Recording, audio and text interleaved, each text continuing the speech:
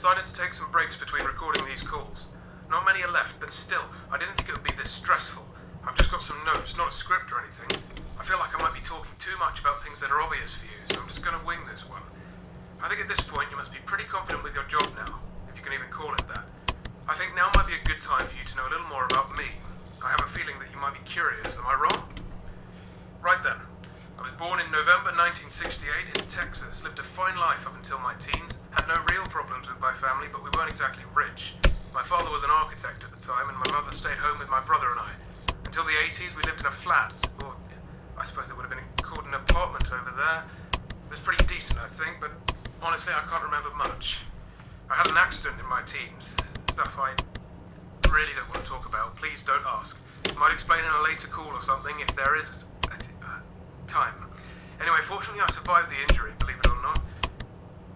It was all down to a very generous donor of blood. The whole thing was pretty strange and vague for us, and all I know was a small team of people, or maybe it was one person, was willing to give tons of blood to the hospital, and after an entire encyclopedia of signed papers, the transfusion was allowed on behalf of the procedure being an experiment.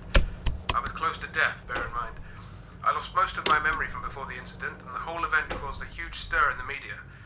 I was 18, and with the state I was in, paparazzi wasn't the best treatment. You know? So I sorted out something with my parents, and we moved here to England.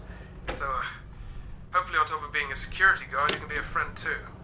I wanted to get some of these stories off my chest for a while, since I don't have many people to share them with. And my daughter's kind of busy most of the time. Just someone for me to talk to. And of course, listen to, so go ahead. What do you want to talk about? Ah, nice. I like answering this question.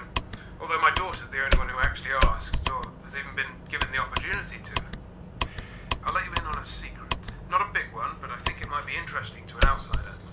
The characters that you see around here weren't originally going to be for a pizzeria. Crazy, right? They're colourful cartoon animals with pink guitars, yellow eyes. Well, it's true. They originally had a totally different purpose. I get nightmares pretty easily. Stupid stuff, like going to the zoo or standing on a tall building. I'll go to sleep that night and wake up in a cold sweat from a nightmare about a creepy porcelain doll. It's ridiculous. Anyway, not a lot of medication can help with that kind of thing, so for a few months I tried a psychic route, like mystic, almost religious kind of solution. It was recommended by a friend I've spoken to online, and it worked, but only once.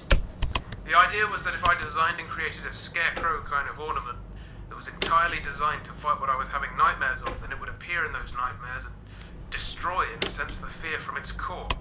So, for example, if I had a nightmare of falling from a great height, then making a model of a trampoline in the real world might help get rid of that fear in the nightmare world, do you understand?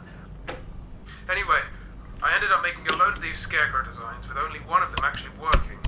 At that time, I heard about this auction thing going on in America. I travelled over there, ended up buying some things, one of which was a hat that used to belong to a famous pizzeria character, which caused a bit of controversy in the area. I bought the remains of an old busted robot, faced the gang around it, and a box filled with the parts. I have them here in the attic.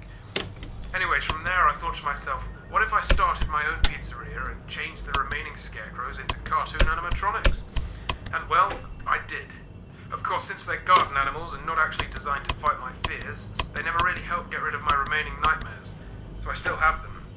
The old scarecrow designs were scrapped. Can't remember what I did with them. Quite a backstory, huh?